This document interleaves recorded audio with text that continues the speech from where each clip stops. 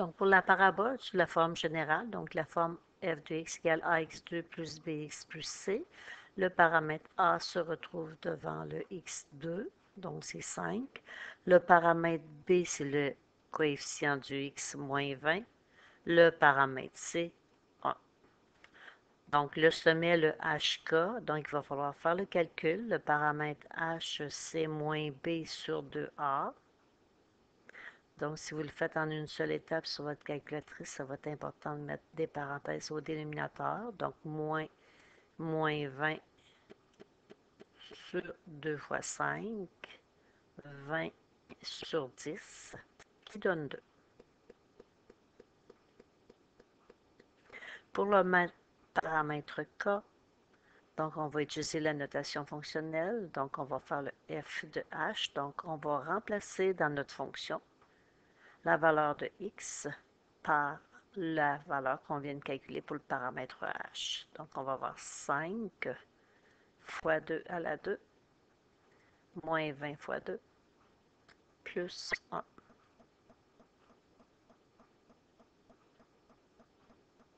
Donc, moins 19.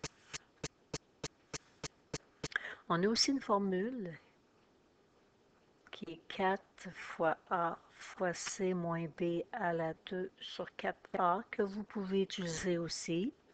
Donc, ce serait important, si vous le faites en une seule étape, de mettre des parenthèses. Donc, on aurait 4 fois 5 fois 1 moins 20 à la 2 qui serait divisé par 4 fois la valeur de A qui est 5. Donc, ça nous donnerait moins 380 pour le numérateur sur 4 fois 2. 4 fois 5 plutôt, ça fait 20. Donc, moins 19 aussi.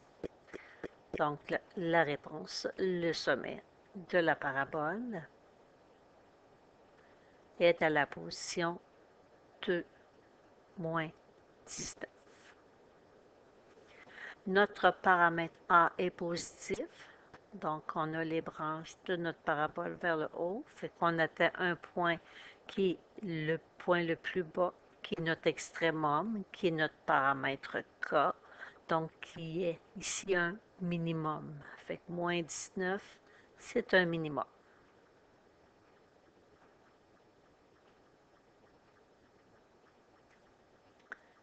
Donc, on peut aller placer notre point dans le plan cartésien. Je prendrais des bonds de 1 sur l'axe des x et des bonds de 2 sur l'axe des y.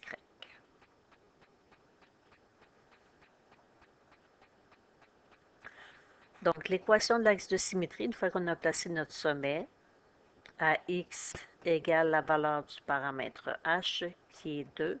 Donc, on aurait notre axe de symétrie. Donc, vis-à-vis mon sommet, j'ai tracé ma droite verticale.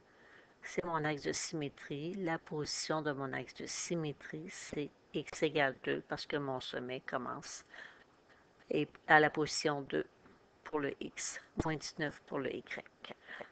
J'ai un point que je vais aller placer dans le plan cartésien qui est l'ordonnée à l'origine, qui est la valeur de y quand x vaut 0.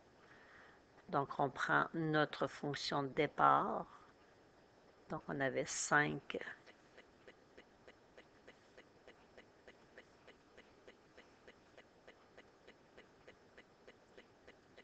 fait qu'on avait 5 x à la 2, fait qu'au lieu de mettre x, on met 0. Moins 20, au lieu de mettre x, on met 0, plus 1. Fait qu'y égale. Pour la forme générale, l'ordonnée à l'origine, on n'est pas obligé de faire le calcul, c'est le paramètre c. Donc, aussitôt qu'on a la forme générale, on connaît la position de l'ordonnée à l'origine. Donc, y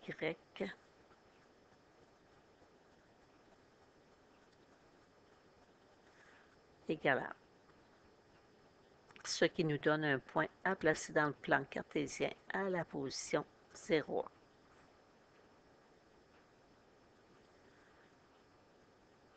je vais aller relier mon sommet à mon point en essayant de faire la plus belle courbe possible.